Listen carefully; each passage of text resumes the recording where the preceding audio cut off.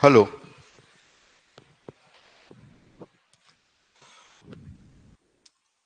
Good evening all.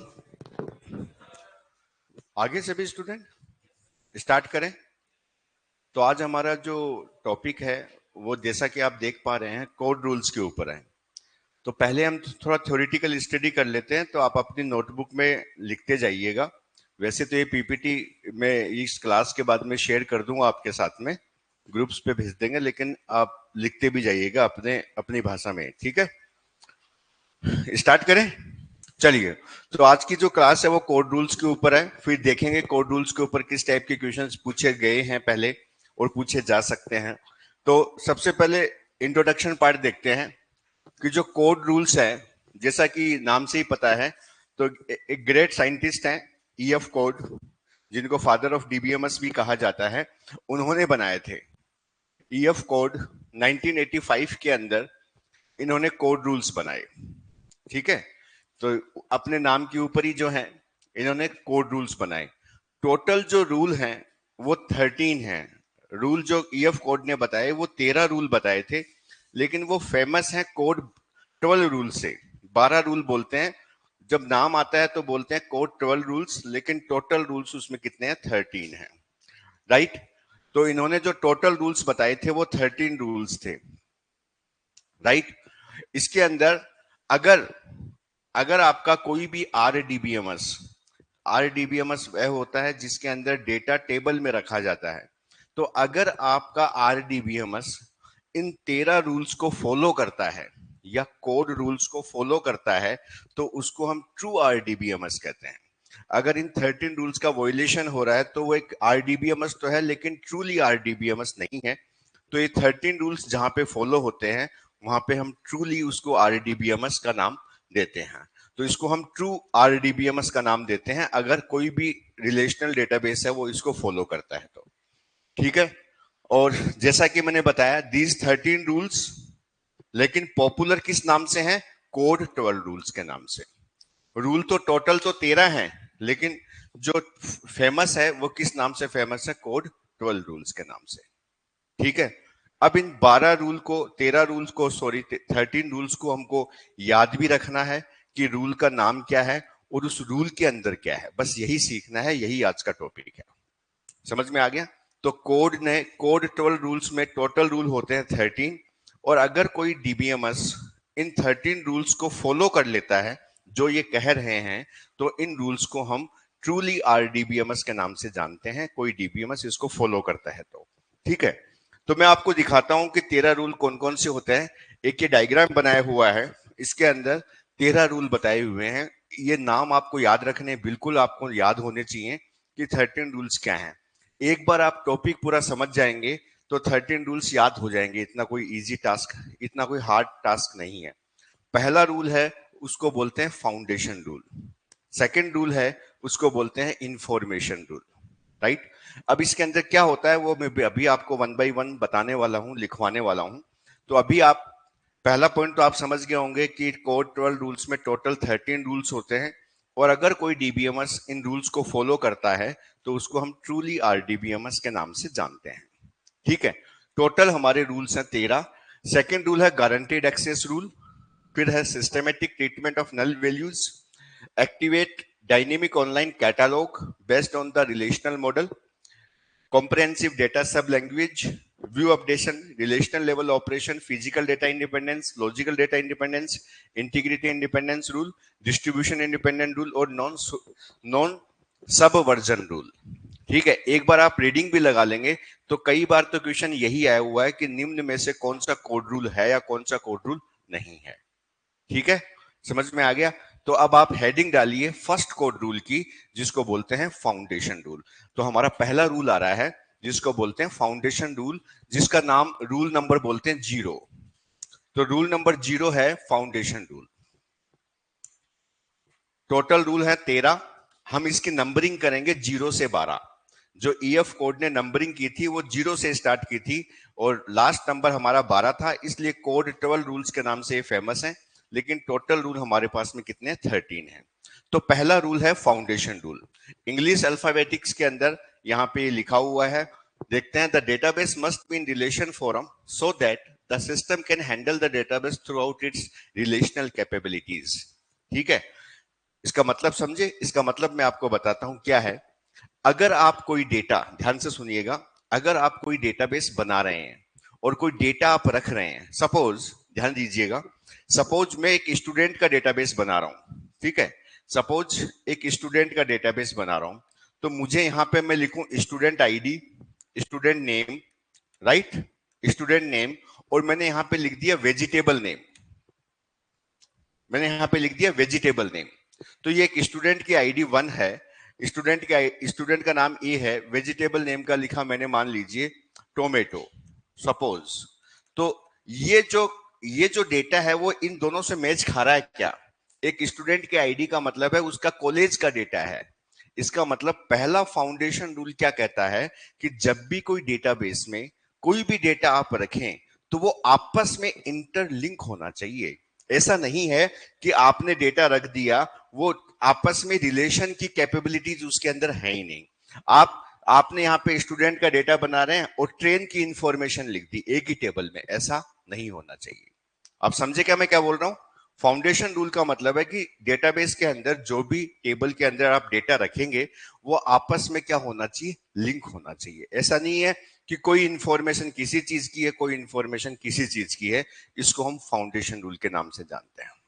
ठीक है, तो लिखिए फाउंडेशन रूल डेटाबेस के अंदर, फाउंडेशन रूल को लिखिए डेटाबेस के अंदर, डेटाबेस के अंदर जो भी टेबल, डेटाबेस के अंदर जो भी टेबल हम बनाएंगे,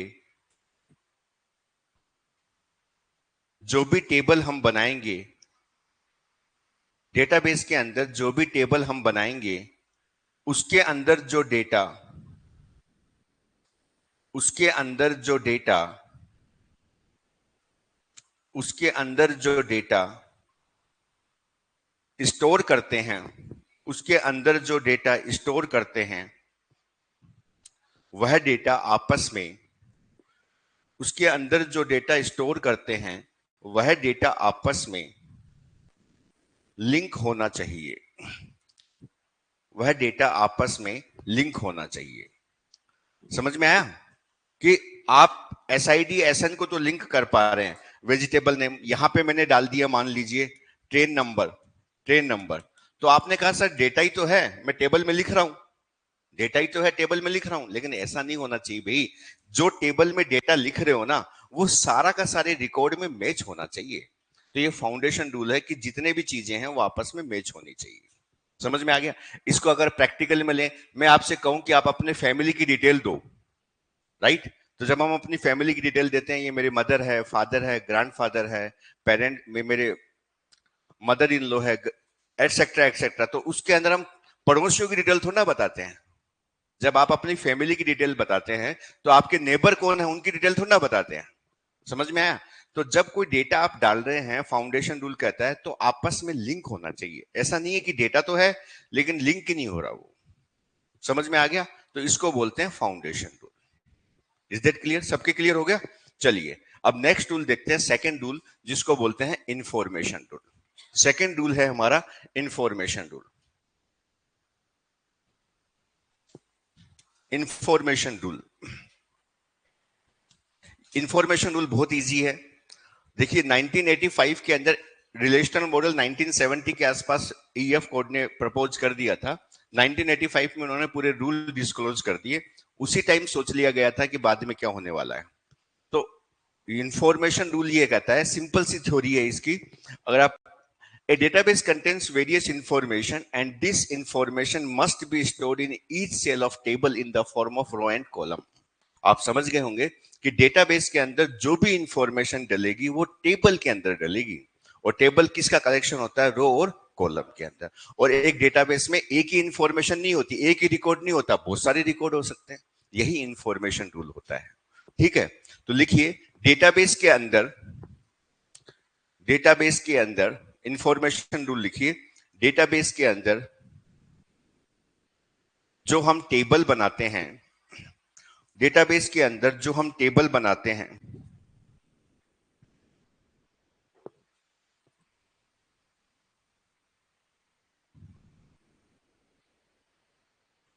डेटाबेस के अंदर जो हम टेबल बनाते हैं उसके अंदर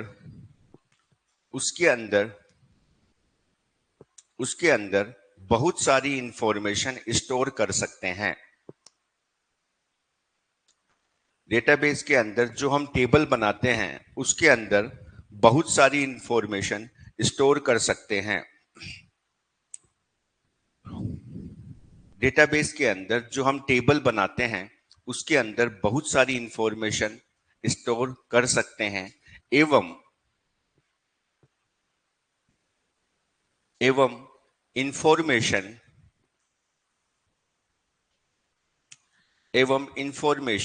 टेबल के अंदर रो एवं कॉलम को यूज करते हुए इंफॉर्मेशन टेबल के अंदर रो एवं कॉलम को यूज करते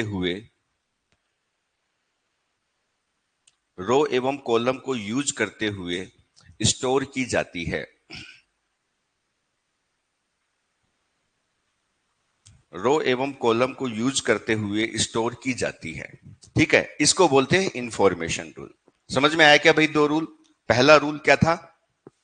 बोलिए, क्या नाम था? Foundation rule. फाउंडेशन रूल में था कि भाई टेबल में जो भी डेटा डाल रहे हो ना, ऐसा मत हो कि एक डेटा डाल दिया और दूसरे डेटा का लिंक ही नहीं कर पा रहे आप। जो डेटा डाल रहे हो ना, आपस में सारे लिंक होने चाहिए, उसी पर्सन के हिसाब से होने चाहिए। सेकेंड रूल था इंफॉर्मेशन रूल। वो क्या कहता है कि जो भी डेटा डालो वो किस फॉर्म में डालो? टेबल में डालो, बस सिंपल। और इंफॉर्मेशन मतलब जो रिकॉर्ड डाल रहे हो वो एक ही रिकॉर्ड नहीं डाल सकते, बहुत सारे मैनी रिकॉर्ड्स उसके अंदर आ सकते हैं। इसका मतलब है वो क्या है? इंफॉर्मेशन रूल है। राइट, चलिए नेक्स्ट रूल नंबर थर्ड, जिसको रूल 2 के नाम से जानते हैं, जिसका नाम है guaranteed access rule. Guaranteed access rule. नाम, रूल के नाम याद रखने हैं क्योंकि एग्जाम में आ जाता है निम्न में से कौन सा कोड रूल है, कौन सा कोड रूल नहीं है। तो आप जब एक बार लिख लेंगे 2-3 बार तो ऑप्शन देखते ही समझ में आ जाएगा कि यार ये तो है ही नहीं, ये 3 तो थे। तो guaranteed access rule. Guaranteed access rule में देखिए क्या लिखा हुआ है? एवरी सिंगल और precise data atomic value may be accessed logically from a relational database using the combination of primary key value, table name and column name। समझ में आया? मतलब अगर कोई यूनिकली आइडेंटिफिकेशन आपको टेबल से करना है, मैंने कहा रोल नंबर 1 का नाम बताओ, तो एक ही तो नाम आना चाहिए रोल नंबर 1 का। तो इसलिए आपको उस टेबल में एक प्राइमरी की बनानी होगी। अगर आपने प्राइमरी की बना दी तो आपका एक्सेस क्या हो जाएगा? गारंटेड। अगर आपने प्राइमरी की के हिसाब से कर रहे हो, मैंने कहा मेरी ये मोबाइल नंबर है, ये मेरी मोबाइल नंबर प्राइमरी की है, तो मेरा आधार नंबर निकाल दो तो निकल जाएगा, प्रोग्रामर का फॉर्म निकाल दो मेरा तो निकल जाएगा। तो अगर यूनिकली गारंटी एक्सेस आपको करना है तो एक टेबल में आपको एक प्राइमरी की बनानी होगी। इसको बोलते हैं guaranteed access rule. Rule number 2 या रूल नंबर 3 समझ में आया? तो गारंटेड एक्सेस रूल समझ में आया? चलिए लिखिए, यदि हमें टेबल में गारंटेड एक्सेस रूल लिखिए, यदि हमें टेबल में किसी रिकॉर्ड को यूनिकली आइडेंटिफाई,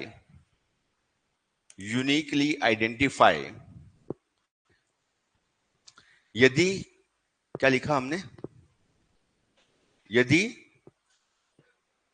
बोलिए, यदि हमें टेबल के किसी रिकॉर्ड को यूनिकली आइडेंटिफाई करना हो,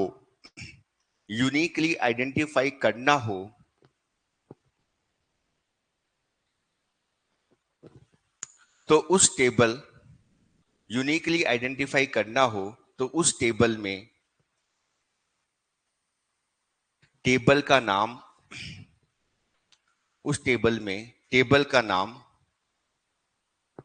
उस टेबल में टेबल का नाम, सभी कॉलम का नाम, सभी कॉलम का नाम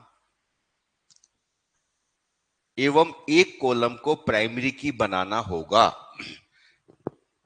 एवं एक कॉलम को प्राइमरी की बनाना होगा। तो ईएफ कोड ने रूल नंबर 2 के अंदर, जिसको गारंटीड एक्सेस रूल कहा, उसमें कहा कि भैया जब भी आप टेबल बनाओ ना तो एक चीज का ध्यान रखना, क्या ध्यान रखना, टेबल बना दी, मतलब कोई टेबल बना दी आपने, उसमें स्टूडेंट की आईडी डाल दिया, आधार नंबर डाल दिया, रोल नंबर डाल दिया, मोबाइल नंबर डाल दिया, नेम डाल दिया, इट्स ओके, लेकिन उस टेबल का नाम भी दे दो यार, दे दिया नाम हमने, राइट। अब जो कॉलम्स आपने डिसाइड किए हैं, कॉलम के हेडर हैं, जो कॉलम है जिनको एट्रीब्यूट्स कहा गया, उनकी भी नाम दे दो, दे दिया। अब उन कॉलम में से किसी एक एट्रीब्यूट को क्या बना दो, प्राइमरी की। इसको बोलते हैं गारंटेड एक्सेस रूल। तो जब भी कोई रिकॉर्ड हमें चाहिएगा तो वो रिकॉर्ड फैच होके आ जाएगा। समझ में आ गया? तो इस रूल को क्या बोलते हैं, गारंटेड एक्सेस रूल। चलिए नेक्स्ट चलते हैं। नेक्स्ट देखिए, systematic treatment of null values. तो नल वैल्यू का कॉन्सेप्ट आपको पता है, वो ईएफ कोड ने 1985 में रूल के थ्रू बता दिया कि भी जो नल वैल्यू है ना, उसको आप हर कुछ मत मानिए, आपको सिस्टमेटिक ढंग से उसको ट्रीट करना आना चाहिए। ऐसा नहीं है कि आप नल वैल्यूज को जीरो पुट कर दिया या इनफाइनाइट पुट कर दिया, ऐसा नहीं हो सकता। एक नल वैल्यू जो होती है वो आपके पास में बहुत सारे डेटाबेस में उसके अंदर मीनिंग्स होते हैं, तो उसको अपन मिसिंग वैल्यू या अननोन वैल्यू के नाम से जानते हैं, जो कोई भी वैल्यू नहीं होती। ठीक है, तो जो नल वैल्यू की डेफिनेशन है वो कोड रूल्स के अंदर सिस्टमेटिक ट्रीटमेंट, मतलब अगर कोई वैल्यू, अगर डेटाबेस में कोई फील्ड आप कॉलम की वैल्यू ब्लैंक छोड़ रहे हैं, तो उसकी मतलब ये नहीं है कि उसमें आप जीरो पुट कर दो या वन पुट कर दो, अपनी मर्जी से कोई भी डेटा पुट मत करो, क्योंकि वो एक मिसिंग वैल्यू है या वो क्या है, एक अननोन वैल्यू है। समझ में आ गया? तो लिखिए, डेटाबेस के अंदर, डेटाबेस के अंदर, डेटाबेस के अंदर यदि किसी डेटाबेस के अंदर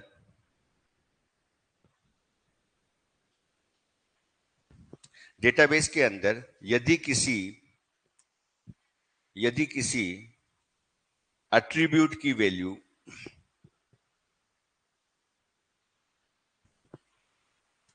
यदि किसी एट्रीब्यूट की वैल्यू नल होती है, डेटाबेस के अंदर यदि किसी एट्रीब्यूट की वैल्यू नल होती है, तो उसको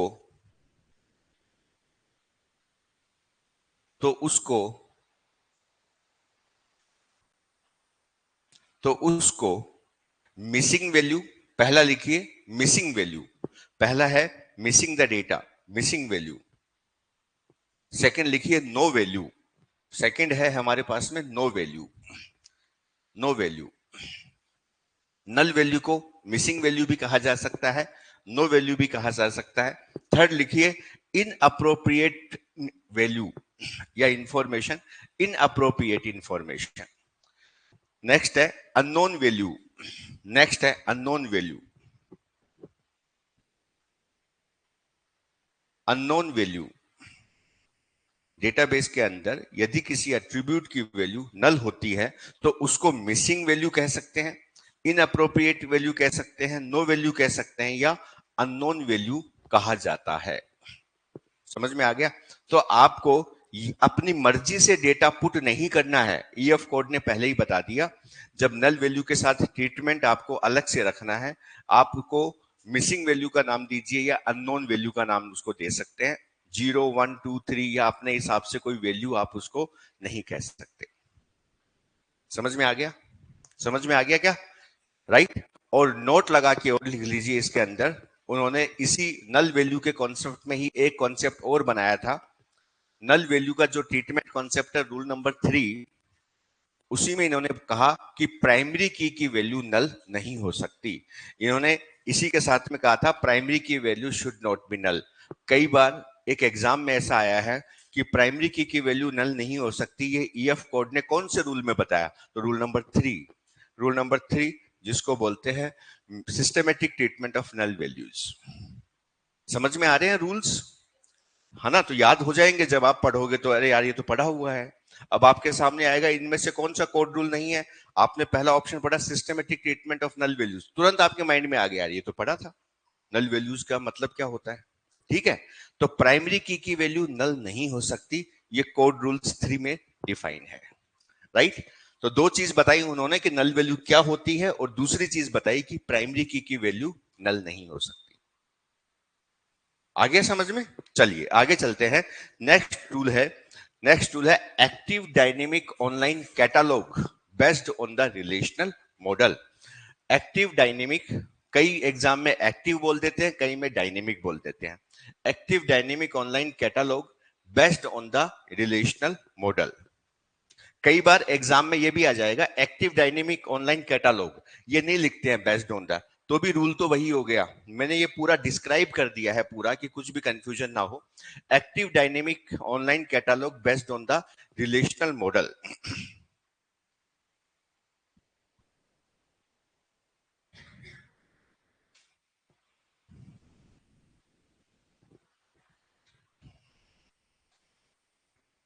लिख लिया? ठीक है। तो रूल नंबर 4 क्या है? Active dynamic online catalogue based on the relational model.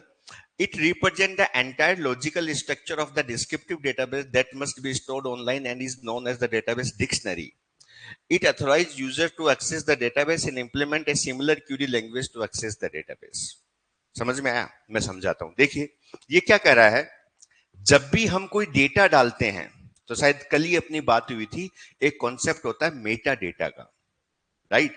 तो जब भी हम कोई मेटा डेटा डालते हैं ना, सॉरी, जब भी हम कोई डेटा डालते हैं, तो उसके जितने भी मेटा डेटा बन रहे हैं उनको भी आप स्टोर करो। और किस फॉर्म में स्टोर करो? टेबल की फॉर्म में। उनको भी आपको ट्रीट करना है, कैसे? Based on the relational model. समझ में आ गया? तो कैटालॉग का मतलब होता है वह चीज जहां पे आपका मेटा डेटा स्टोर है। मेटा डेटा समझ में आ रहा है ना? Data about data.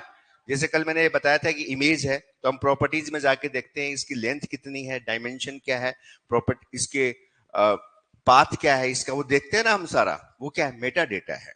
समझ में आया? तो जो भी आपके पास में डेटा स्टोर कर रहे हैं, उसके रेस्पेक्ट में जो मेटा डेटा बन रहा है, उसको डेटा डिक्शनरी का नाम देते हैं, कैटालॉग कहते हैं। उसको भी आपको किस में स्टोर करना है? टेबल में। ठीक है? तो लिखिए, डेटाबेस के अंदर,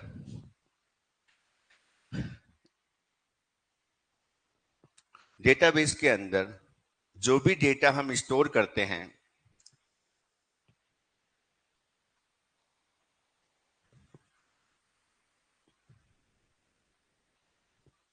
जो भी डेटाबेस के अंदर जो भी डेटा हम स्टोर करते हैं, उस डेटा का,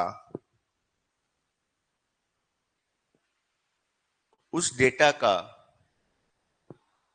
जो डिस्क्रिप्शन बताता है, उस डेटा का जो डिस्क्रिप्शन बताता है, जिसे मेटा डेटा कहते हैं, उस डेटा का जो डिस्क्रिप्शन बताता है, जिसे मेटा डेटा, जिसे मेटा डेटा, उस डेटा का जो डिस्क्रिप्शन बताता है, जिसे मेटा डेटा कहते हैं, उसको भी, उसको भी टेबल के अंदर, उसको भी टेबल के अंदर स्टोर करना होता है। उसको भी, उसको भी टेबल के अंदर स्टोर करना होता है, जिसे, उसको भी टेबल के अंदर स्टोर करना होता है, जिसे डेटा डिक्शनरी, जिसे डेटा डिक्शनरी या कैटालॉग कहा जाता है। क्या कहा जाता है? कैटालॉग। मेटा डेटा जहां पे स्टोर होता है, जिस टेबल में स्टोर है, उसको डेटा डिक्शनरी बोल दो या कैटालॉग बोल दो। समझ में आ गया? उसको भी आपको स्टोर करना है। समझ में आया क्या मैंने क्या बोला? कोई भी डेटा है, जैसे मान लीजिए एक स्टूडेंट टेबल आपने स्टोर करी, राइट? अब स्टूडेंट टेबल का मेटा डेटा क्या हो सकता है? नंबर ऑफ रिकॉर्ड कितने हैं उसके पास में, नंबर ऑफ एट्रीब्यूट्स कितने हैं, साइज कितनी है उसकी, हो सकता है ना ये सारे मेटा डेटा? बताओ, बताओ भाई, हो सकता है ना? इस डेटा को भी आप किस में स्टोर कर दो? एक टेबल के अंदर कर दिया स्टोर। अब इस टेबल को क्या कहेंगे जिसको, जिसमें स्टोर किया है? डेटा डिक्शनरी, या फिर क्या कहेंगे? कैटालॉग। इतना समझ में आया? अब जो ऑपरेशन आप नॉर्मल टेबल पे परफॉर्म करते हो एसक्यूएल के थ्रू, वही ऑपरेशन इसके पे भी आप परफॉर्म कर सकते हैं। लास्ट लास्ट पॉइंट देखिए, it authorise user to access the database in similar query language to access the database. ठीक है? तो इसके नीचे लिखिए, डेटा डिक्शनरी, डेटा डिक्शनरी पर, डेटा डिक्शनरी पर, डेटा डिक्शनरी पर भी हम वही क्यूरी लैंग्वेज, डेटा डिक्शनरी या कैटालॉग पर हम वही क्यूरी लैंग्वेज यूज करेंगे, डेटा डिक्शनरी पर हम वही क्यूरी लैंग्वेज यूज करेंगे जो कि बाकी सभी टेबल पर यूज करते हैं, बाकी सभी टेबल पर यूज करते हैं। इसका मतलब समझे आप? आपने एक कैटालॉग बनाया, एक टेबल बनी, उसकी डेटा डिक्शनरी बना दी, कैटालॉग बना दिया।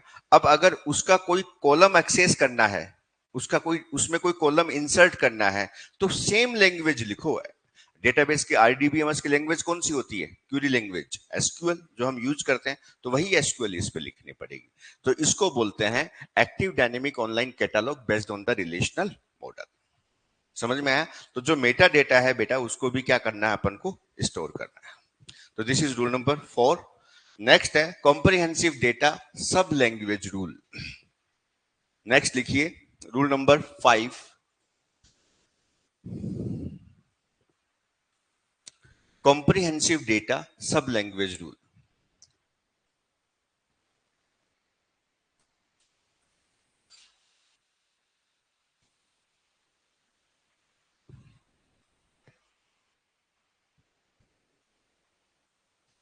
ये रूल है comprehensive data sub language rule. आप इसको पढ़ेंगे, देखिए the relational database support various language, बहुत सारी लैंग्वेज को सपोर्ट करता है। And if we want to access the database, the language must be the explicit, linear, well-defined, characteristic, and the support comprehensive data definition, view definition, data manipulation, integrity constants, and limit transaction management operation. If the database allow access to the data without any language, it is considered a violation of the database. समझ में आया क्या बोल रहा है? मैं समझाता हूं। नाम बोलिए, रूल नंबर 5 कौन सा है? बोलिए सब लोग। Comprehensive data sub language. अब ये क्या कहना चाह रहा है? ये कहना चाह रहा है कि भैया आपने डेटाबेस बनाना है, अगर उसको एक्सेस करना है, तो एक ऐसी लैंग्वेज यूज करो जो कि एक्सप्लिसिटली उसको एक्सेस या स्टोर कर पाए। डेटाबेस के जितने भी प्रिंसिपल्स हैं, उनको स्टोर करना हो, कोई डेटा स्टोर करना हो, तो इजीली उसको एक्सेस कर पाए। तो एक ऐसी लैंग्वेज को आपको यूज करना होगा जो सभी ऑपरेशन को परफॉर्म कर पाए। समझ में आ गया? ये कहना चाहता है। तो लिखिए डेटाबेस डेटाबेस को डेटाबेस को डेटाबेस के सभी ऑपरेशंस को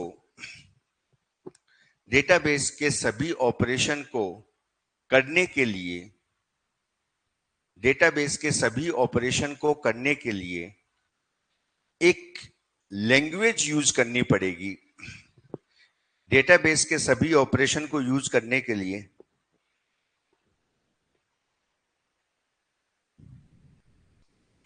डेटाबेस के सभी ऑपरेशंस को यूज करने के लिए एक लैंग्वेज की, क्या लिखा हमने? लैंग्वेज को यूज करनी होगी जिसके द्वारा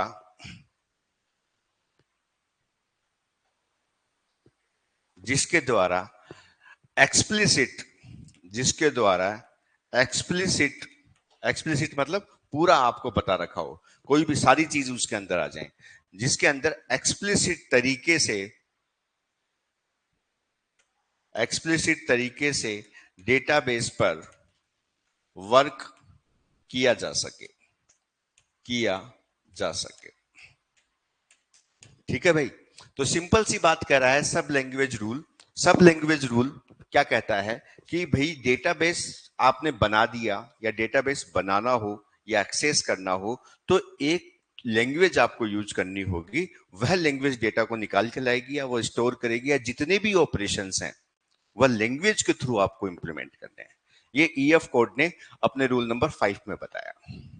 आया समझ में? बस इतना याद रखना जितना मैं आपको बता रहा हूं। चलिए नेक्स्ट रूल है rule number 6, view updating rule. Rule number 6 नाम है रूल 6, वैसे रूल 7 है व्यू अपडेटिंग रूल।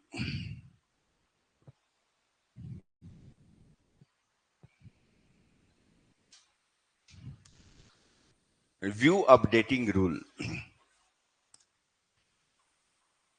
लिख लिया। चलिए, सबसे पहले हमें पता होना चाहिए कि व्यू क्या होता है। पता है आपको? व्यू व्यू का मतलब होता है वर्चुअल टेबल। पता है? बताया था मैंने, व्यू का मतलब होता है वर्चुअल टेबल। जैसे मान लीजिए आपकी कोई ओरिजिनल टेबल है, ध्यान दीजिएगा। सपोज मैंने एक टेबल बनाई, ये स्टूडेंट टेबल बनाई। सपोज ये एक टेबल है, student table. Student ID, student name, father name, suppose age. There are 4 attributes here. ठीक है, डेटाबेस एडमिनिस्ट्रेटर ने ये बना दिया। अब मुझे इस टेबल का व्यू क्रिएट कर सकता हूं। मैं चाहता हूं कि यार चारों के चारों कॉलम में किसी को नहीं दिखाऊं, तो इस टेबल का एक वर्चुअल टेबल बना सकता हूं मैं। तो मैंने क्या किया, एक वर्चुअल व्यू बना दिया। सपोज V1 इसको नाम दिया, जिसके अंदर स्टूडेंट की आईडी और स्टूडेंट नेम बताया। तो जो इस पे काम कर रहा है, मैंने उसको नहीं बताया कि ये व्यू है। मैंने कहा कि आपके पास एक टेबल है जिसके अंदर V1 रखा हुआ है। V1 टेबल का नाम है, उसके अंदर स्टूडेंट आईडी है, स्टूडेंट नेम है। तो जो भी डेटाबेस डेवलपर है, उसको क्या लगेगा कि एट्रीब्यूट कितने हैं मेरे पास में, 2 ही हैं। जबकि वास्तव में ये व्यू यहां से क्रिएट होके आया है। तो जब भी हम इस व्यू पे डेटा डालेंगे, अपडेट करेंगे, अपडेट मैंने कल बताया था इंसर्शन पे भी होता है, डिलीशन पे भी होता है, और किस पे होता है, मॉडिफिकेशन पे कल बताया था मैंने। तो 3 चीज पे होता है। तो जब इसको अपडेट करते हैं व्यू को, तो यहां भी अपडेशन हो जाता है। तो जो नॉर्मल टेबल पे ऑपरेशन परफॉर्म हो सकते हैं, वो किस पे परफॉर्म होंगे, व्यू पे भी। अगर आपकी नॉर्मल टेबल अपडेट कर रहे हो, आप सीधा यहां डाल रहे हो, तो व्यू भी आपका क्या हो जाएगा, अपडेट हो जाएगा। राइट? तो लिखिए, व्यू अपडेटिंग के अंदर जब हम किसी टेबल जब हम किसी टेबल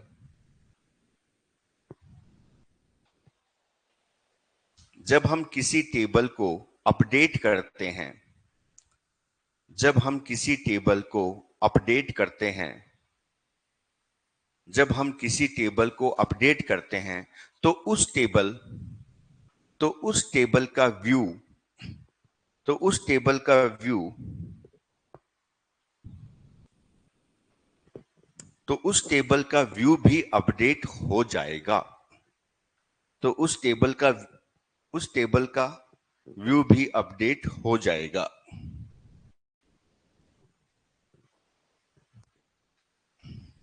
तो उस टेबल का व्यू भी अपडेट हो जाएगा। समझ में आया? जैसे मान लीजिए मैंने इस टेबल पे काम किया, समझना, इस टेबल पे काम किया 1AX5, राइट? तो जब आप व्यू देखेंगे तो व्यू में भी क्या आ जाएगा, 1A। अगर इस यहां पे अपडेट हो रहा है, तो आपको यहां पे भी डेटा ऑटोमेटिकली रिफ्लेक्ट कर देना है। समझ में आ गया? तो व्यू अपडेटिंग रूल है, रूल नंबर 6, कि जब हम इस टेबल को अपडेट करेंगे, तो आपका जो व्यू बनाया हुआ है, अगर व्यू नहीं बनाया हुआ तो बात ही खत्म हो गई। लेकिन अगर व्यू बना रखा आपने, तो यह टेबल भी ऑटोमेटिकली क्या हो जाएगी, अपडेट हो जाएगी। अगर यहां पे डिलीशन परफॉर्म कर रहे हो, तो यहां भी डिलीट हो जाएगा, तो ऑटोमेटिकली अपडेट हो जाएगा। ठीक है, चलिए नेक्स्ट देखते हैं rule number 7, relational level operation, high level insert, update and delete.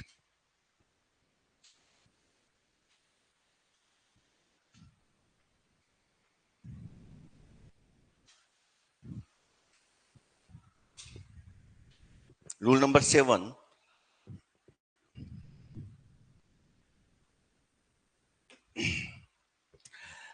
Relational level operation. इसमें ध्यान दे लीजिएगा, एग्जाम में कई बार इतना लिखा होता है रिलेशनल लेवल ऑपरेशन, या कई बार वो रिलेशनल लेवल ऑपरेशन नहीं लिखते हैं, वो लिख देंगे high level insert, update and delete. इसीलिए मैंने ब्रैकेट में लिखा है कि या तो रिलेशनल लेवल ऑपरेशन लिख दो, या फिर इसका दूसरा नाम है high level insert, update and delete. ठीक है, तो रूल नंबर 7 इजी सा है। रूल नंबर 7 में ईएफ कोड ने बताया कि भैया आप जब भी कोई डेटाबेस बनाओ, बना लिया आपने, आपने कहा सर फाउंडेशन रूल होना चाहिए, हो जाएगा। ठीक है, आपने कहा इंफॉर्मेशन रूल होना चाहिए, आपने कहा प्राइमरी की यूज करो, आपने कहा अगर कोई डेटा को स्टोर करना है तो एक क्यूरी लैंग्वेज होनी चाहिए, सब यूज कर लिया हमने। लेकिन उसने कहा कि जब भी आप कोई टेबल बनाओ, तो 3 ऑपरेशन इंसर्ट, डिलीट, अपडेट होने चाहिए उसके ऊपर। ऐसा नहीं हो कि आपने एक टेबल बनाई और आपने कहा आप डिलीट नहीं कर सकते आप, नो, ऐसा नहीं हो सकता। हर टेबल के ऊपर इंसर्ट, डिलीट, अपडेट, ये 3 बेसिक ऑपरेशन परफॉर्म होने चाहिए। समझ में आ गया? लिखिए, डेटाबेस के अंदर डेटाबेस के अंदर डेटाबेस के अंदर सभी टेबल पर डेटाबेस के अंदर सभी टेबल पर इंसर्ट, डिलीट, अपडेट, डेटाबेस के अंदर सभी टेबल पर इंसर्ट, अपडेट, डिलीट, ये 3 ऑपरेशन परफॉर्म डेटाबेस के अंदर सभी टेबल पर इंसर्ट, डिलीट, अपडेट, ये 3 ऑपरेशन हमेशा परफॉर्म होने चाहिए। आप इनको नहीं रोक सकते। इंसर्ट, डिलीट, अपडेट होने चाहिए। देखिए, जब एक चीज होती है, जब मैंने आपको बताया था रेफरेंशियल इंटीग्रिटी का एक कॉन्सेप्ट आता है, वहां पे भी इंसर्ट, डिलीट, अपडेट, अगर प्राइमरी की फॉरेन की बन के रेफरेंशियल इंटीग्रिटी समझते हो, पढ़ा हुआ है ना कॉन्सेप्ट? तो रेफरेंशियल इंटीग्रिटी आती है, मतलब एक प्राइमरी की कहीं फॉरेन की बनी हुई है, तो वहां पे इंसर्ट, डिलीट, अपडेट नॉर्मल नहीं होता, लेकिन कैस्केडिंग हो सकता है। याद आ रहा है जो रूल है मैंने बताया था? तो वहां पे भी करना पड़ेगा आपको। कर तो सकते हैं बट वो रूल्स के थ्रू करेंगे, लेकिन हमने मना नहीं किया कि हम कर ही नहीं सकते सर, हम तो हमारे हाथ बंद गए, ऐसा नहीं है। 3 बेसिक ऑपरेशन है, इंसर्ट, डिलीट, अपडेट, ये होंगे ही, क्योंकि ईएफ कोड ने अपने रूल्स में बताया है, राइट? अगर किसी रूल का वोलेशन है, अगर इंसर्ट, डिलीट, अपडेट नहीं हो रहे, इसका मतलब प्योर आरडीबीएमएस पे आप काम नहीं कर रहे। Is that clear? तो छोटा सा रूल है कि इंसर्ट, अपडेट, डिलीट होने चाहिए। या तो इस रूल का नाम है high level insert, update, delete, ये याद दिखेगा, या फिर लिखेगा relational level operation. Level operation के नाम से जानते हैं इंसर्ट, डिलीट, अपडेट को। ठीक है, चलिए नेक्स्ट चलते हैं। Rule number 8, physical data independence. ये तो आपको सबको पता है, जो हमने डेटा इंडिपेंडेंस 2 टाइप का होता है, फिजिकल और लॉजिकल। याद आ रहा है? बस इसमें कोई डिफरेंट नहीं है, ये सबको पता होता है। फिजिकल डेटा इंडिपेंडेंस मतलब फिजिकल लेवल में अगर कोई चेंज किया जाए तो उसका इफेक्ट लॉजिकल लेवल में नहीं होता है। ये डेटा इंडिपेंडेंस का कॉन्सेप्ट है। तो रूल नंबर 8 फिजिकल डेटा पे है, वो उसी टाइम पे उन्होंने बता दिया। और रूल नंबर 9 जो है वो किस पे है? Logical data independence. दोनों रूल के अंदर है ये। ठीक है, तो फिजिकल डेटा इंडिपेंडेंस का भी लिख लीजिए। फिजिकल लेवल में फिजिकल लेवल में चेंज करने पर फिजिकल लेवल में डेटा के अंदर चेंज करने पर फिजिकल लेवल में डेटा के अंदर चेंज करने पर उसका इफेक्ट लॉजिकल लेवल पर नहीं होता है। उसका इफेक्ट लॉजिकल लेवल पर नहीं होता है। फिजिकल लेवल में चेंज करने पर उसका इफेक्ट लॉजिकल लेवल में नहीं होता है। ठीक है, तो फिजिकल डेटा इंडिपेंडेंस 2 टाइप का होता है, फिजिकल और लॉजिकल। आप फिजिकल लेवल में चेंज करो, कोई असर उसका नहीं आएगा। रूल नंबर 9, टाइम हो गया क्या आपकी क्लास चल रही है ना? Rule number 9, logical data independence. Logical data independence 8 और 9 फिजिकल डेटा इंडिपेंडेंस और लॉजिकल डेटा इंडिपेंडेंस है। लॉजिकल डेटा इंडिपेंडेंस का मतलब है, लॉजिकल डेटा इंडिपेंडेंस, ये तो समझ गए होंगे। लॉजिकल लेवल में चेंज करें तो उसका इफेक्ट कहां शो नहीं होगा? कहां से नहीं होगा? व्यू लेवल में। उससे ऊपर कौन सा लेवल है? View level. तो लॉजिकल लेवल में चेंज करने पर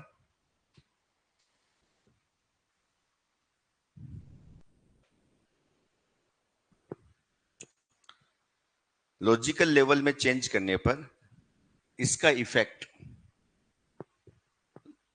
इफेक्ट व्यू लेवल पर नहीं होता है।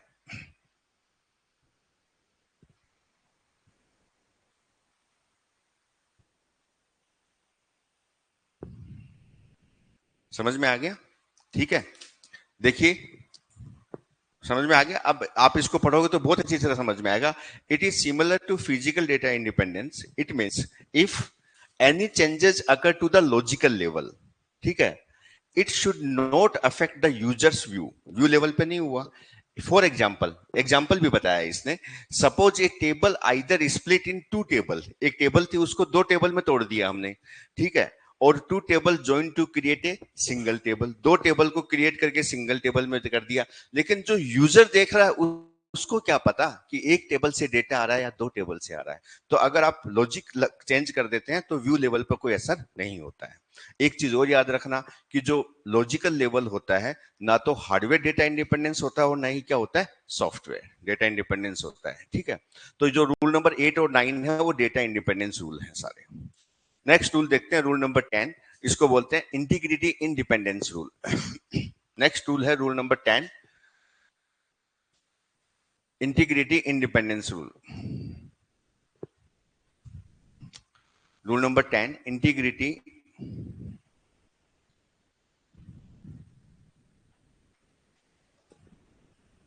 integrity independence rule. A database must maintain integrity independence when inserting data into table cell using the SQL query language. All entered values should not be changes or really on an external factor application to maintain integrity. It is also helpful in making the database independent for each front-end application. ठीक है, इसका मतलब समझ में आया? इसका मतलब ये आया कि डीबीएमएस कहता है कि कुछ इंटीग्रिटी कांस्टेंट्स होते हैं, जैसे नोटनल, प्राइमरी की, याद आ रहा है, फॉरेन की बनाना, याद आ रहा है क्या, यूनिक है, चेक है, डिफॉल्ट है, याद आ रहे हैं क्या आपको? तो ये कहता है कि इंटीग्रिटी कांस्टेंट बनाना है। तो मान लीजिए किसी कॉलम के एट्रीब्यूट को प्राइमरी की बनाना है या किसी कॉलम के एट्रीब्यूट को नॉट नल सेट करना है, तो आप फ्रंट एंड प्रोग्रामर पे मत छोड़ो, ये चीजें आपको करनी होंगी। ये इंटीग्रिटी कांस्टेंट किसकी जिम्मेदारी है? डेटाबेस डेवलपर की जिम्मेदारी है। आप फ्रंट एंड वाले को बोल दो कि यार इस एट्रीब्यूट को तू प्राइमरी की बना लेना, नहीं, इंटीग्रिटी कांस्टेंट्स एसक्यूएल के थ्रू आपको डिफाइन करने होंगे। समझ में आया क्या भाई? अगर कोई डिफॉल्ट वैल्यू सेट करनी है तो डेटाबेस डेवलपर लॉजिकल लेवल में चेंज करे उसको, ना कि एप्लीकेशन लेवल। समझ में आ गया? तो लिखिए, जितने भी इंटीग्रिटी कांस्टेंट्स होते हैं,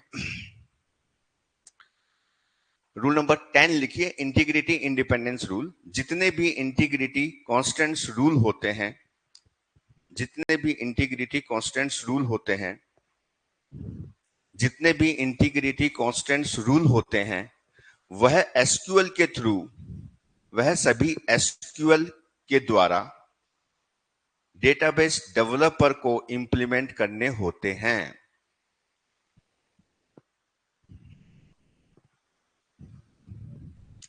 जितने भी इंटीग्रिटी कांस्टेंट्स रूल होते हैं, अब वो मैंने आपके बताए हुए हैं, प्राइमरी की, नॉटनल, यूनिक, चेक, डिफॉल्ट, याद आ रहे हैं? ये सारे इंटीग्रिटी कांस्टेंट्स रूल हैं।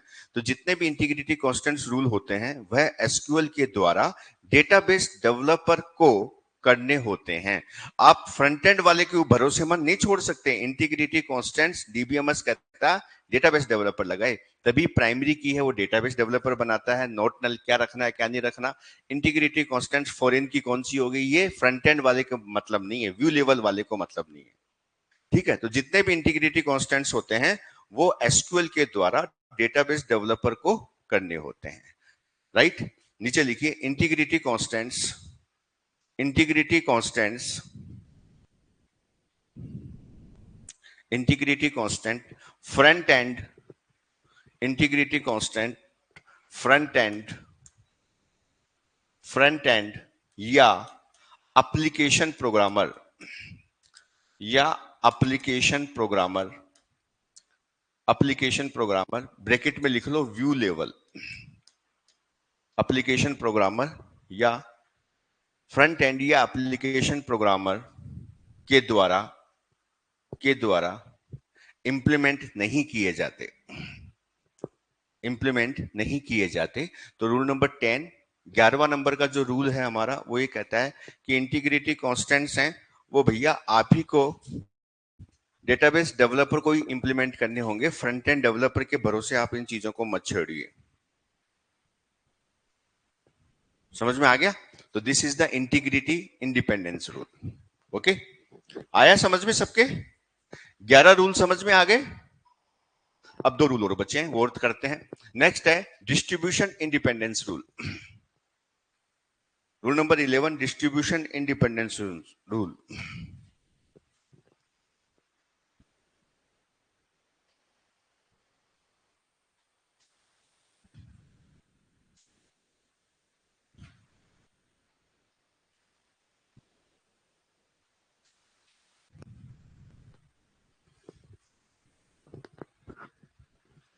Distribution independent rule, distribution independence rule. देखिए ये रूल क्या है। मान लीजिए आपका डेटा है, ध्यान से सुनिएगा, इसमें जो थ्योरी लिखी हुई है उसका मैं हिंदी ट्रांसलेशन करके बता रहा हूं आपको। आपका डेटाबेस आपने बनाया, आपका डेटा हो सकता है कि बहुत सारी जगह रखा हुआ हो, एक टेबल के अंदर डेटा हो सकता है जो आपको दिख रहा है वो 10 टेबल से डेटा निकल के आ रहा है, अलग अलग सर्वर पे डेटा रखा हुआ हो सकता है। लेकिन जो एंड यूजर है उसको ये नहीं लगना चाहिए कि डेटा बहुत सारी जगह से आ रहा है, उसके हिसाब से डेटा कहां रखा हुआ है, एक ही जगह पे। इसको बोलते हैं डिस्ट्रीब्यूशन इंडिपेंडेंस। आपका डेटा डिस्ट्रीब्यूटेड हो सकता है लेकिन वो इंडिपेंडेंट होना चाहिए। समझ में आ गया? तो आपका डेटा बहुत सारी जगह रखा हुआ हो सकता है लेकिन एंड यूजर को यह लगना चाहिए कि डेटा एक ही जगह से आ रहा है।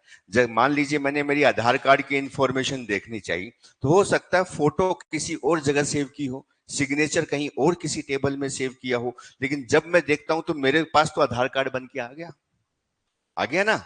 ऐसा तो नहीं है कि 10 पेज में आएगा फोटो अलग आई ये आई, तो हम तो अवेयर ही नहीं है कि कहां कहां रखा हुआ है डेटा। तो एंड यूजर को ये नहीं लगना चाहिए कि डेटा अलग अलग जगह से आ रहा है, वो एक ही जगह से आना चाहिए। ठीक है, तो लिखिए डिस्ट्रीब्यूशन इंडिपेंडेंस रूल में लिखिए, डेटाबेस के अंदर डेटा, डेटाबेस के अंदर डेटा, डेटाबेस के अंदर डेटा अलग अलग लोकेशन पर रखा हुआ हो सकता है। डेटाबेस के अंदर डेटा अलग अलग लोकेशन पर रखा हुआ हो सकता है। डेटाबेस के अंदर डेटा अलग अलग लोकेशन पर रखा हुआ हो सकता है।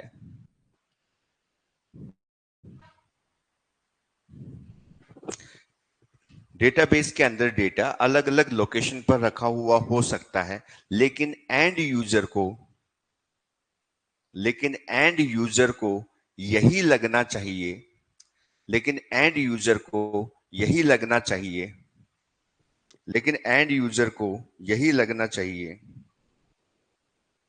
लेकिन एंड यूजर को यही लगना चाहिए कि डेटा एक ही जगह पर रखा हुआ है, लेकिन एंड यूजर को यही लगना चाहिए कि डेटा एक ही जगह पर रखा हुआ है।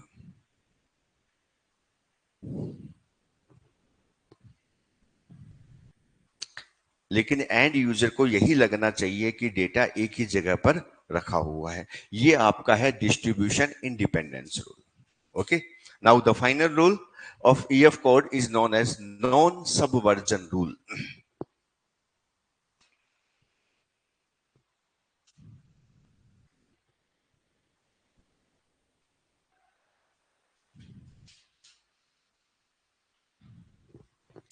Non-subversion rule. This is the final EF code rule, non-subversion rule. लिख लिया? नॉन सबवर्जन रूल क्या कहता है? बहुत इजी सा रूल है।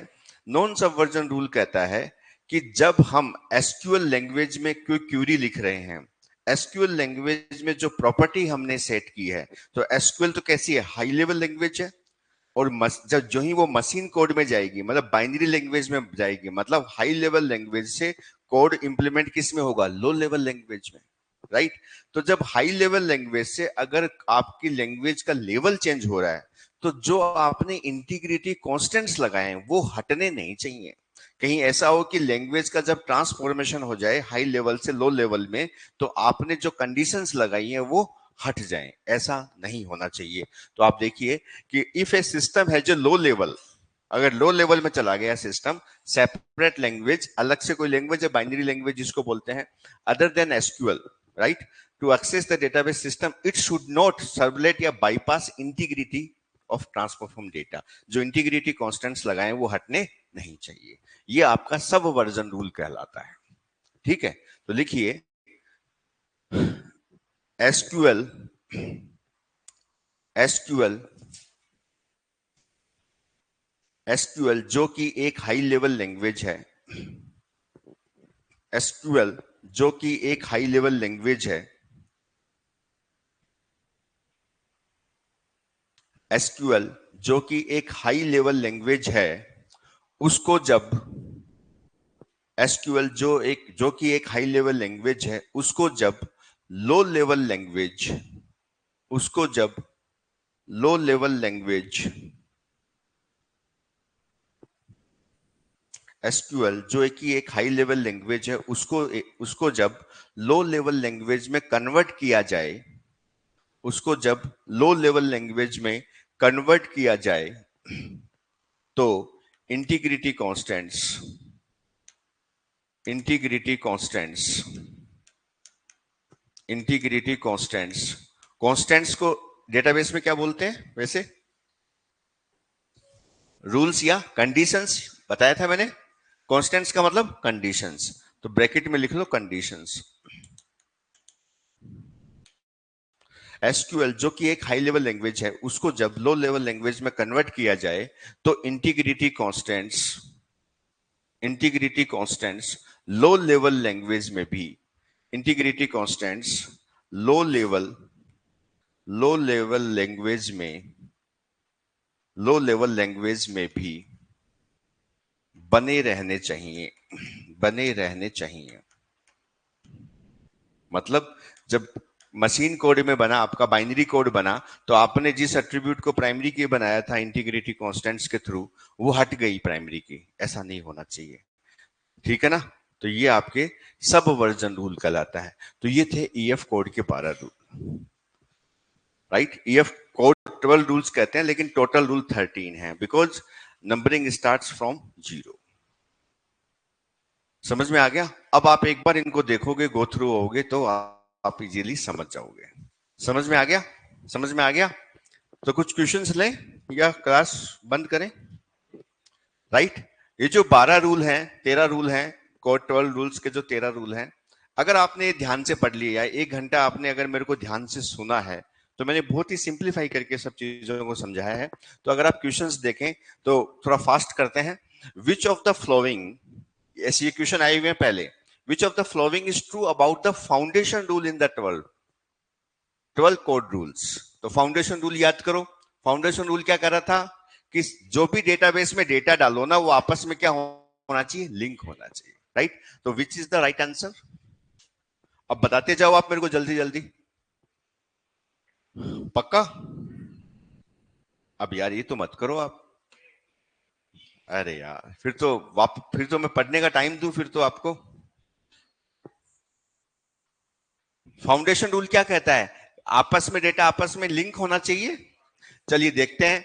रिलेशन डेटाबेस आर रिक्वायर्ड, तो यही तो कहता है वो, relation database are required. Second क्या है? Database contains a wide variety of and each row. ये तो कौन सा हो गया? इंफॉर्मेशन रूल हो गया। सुनो, आप समझो, रिलेट करो। ये तो कौन सा रूल है? इंफॉर्मेशन है। रो और कॉलम में डेटा होना चाहिए, ये तो इंफॉर्मेशन रूल कहता है ना। नेक्स्ट देखते हैं द प्राइमरी की, ये गारंटीड एक्सेस वाला रूल आ गया। बोलो भाई, प्राइमरी की किस में बनाई थी हमने? गारंटीड एक्सेस में। नल वैल्यू, ये नल वैल्यू वाला आ गया। बोलो, तो राइट आंसर क्या हो गया? ऐसे जल्दी फटाफट देना है। 13 रूल अगर आपके समझ में आएगा तो तुरंत कैच करना, don't worry. Practice practice maximum perfect, right. तो मैंने तो बहुत बार पढ़ा हुआ है, तो मैं देखते ही बता देता हूं, बट आप जो जो करेंगे तो वो हो जाएगा। तो क्वेश्चन कल लें फिर, या आज ही ले लें? 10 क्वेश्चन लेके आया हूं मैं आपके लिए, इसके कल लेते हैं, ठीक है। तो आप इसको पढ़ के आओगे?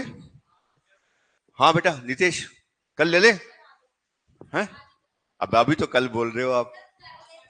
अच्छा कर लेते हैं, कर लें क्या, या बोर हो गए? कल करें या बोलो यार? कल, कल ठीक है, तो फिर कल लेते हैं, ठीक है। तो इस पीपीटी को, रूल समझ में कोई डाउट है तो बताओ। 13 रूल्स में कोई डाउट है? ठीक है, तो कल आप जरूर पढ़ के आइएगा इसको, क्योंकि ये टॉपिक मेरे द्वारा पहले स्किप हो गया था। बहुत अच्छे हैं और क्वेश्चन आ सकता है। और ये 13 रूल अगर समझ में आ गए ना, तो इस क्वेश्चन में गलती हो ही नहीं सकती। तो अगर आप इनको 10 क्वेश्चन को मैं लेके आया हूं, ये पीवाईक्यूज हैं सारे, आप देखते ही आंसर बता देंगे, ध्यान से रूल पढ़ा हुआ है तो, ठीक है। अगर कंफ्यूजन हो भी जाए ना, तो रिलेट कर लो कि यार ये तो वो रूल था। समझ में आ गया? तो चलिए कल आगे इसको कंटिन्यू करते हैं। Thank you.